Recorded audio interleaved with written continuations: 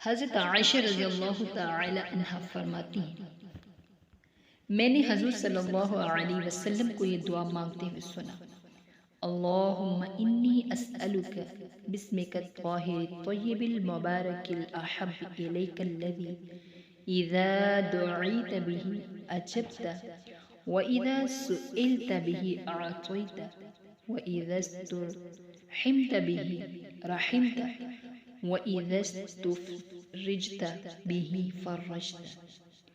اے اللہ، میں تجھ سے تیرے نام کے وسیلے سے سوال کرتا ہوں یا کرتی ہوں جو پاک، عمدہ، مبارک اور تجھے سب سے زیادہ محبوب ہے۔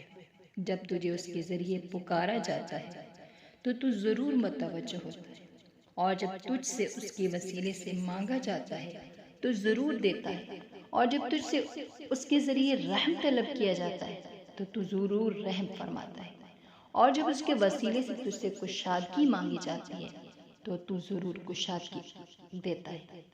حضرت عائشہ رضی اللہ تعالی عنہ فرماتی ہیں، ایک دن حضور صلی اللہ علیہ وسلم نے فرمایا، اے عائشہ، کیا تمہیں پتہ چلا اللہ نے مجھے وہ نام بتا دیا ہے، جب اس نام کے وسیلے سے اس سے دعا کی جاتی ہے تو وہ ضرور قبول فرماتا ہے۔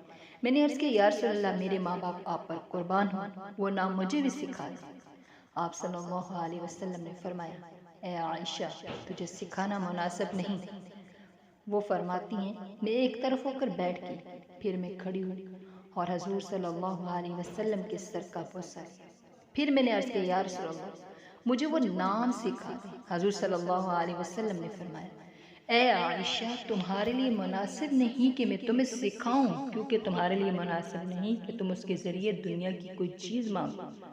میں وہاں سے اٹھی اور وضو کر کے 2 رکعت نماز پڑھی، پھر یہ دعا مانگی، اللہم انی ادعوک اللہ وادعوک الرحمن وادعوک البر الرحیم وادعوک باسمائک الحسنى كلها ما علمت منها وما لم اعلم ان تغفر لي وترحمني۔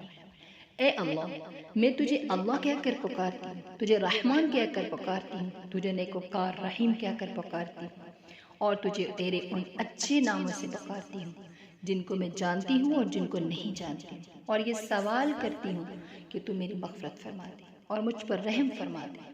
حضرت عائشہ رضی اللہ تعالی عنہ فرماتی ہیں، حضور صلی اللہ علیہ وسلم میری یہ دعا سن کر بہت ہنسے۔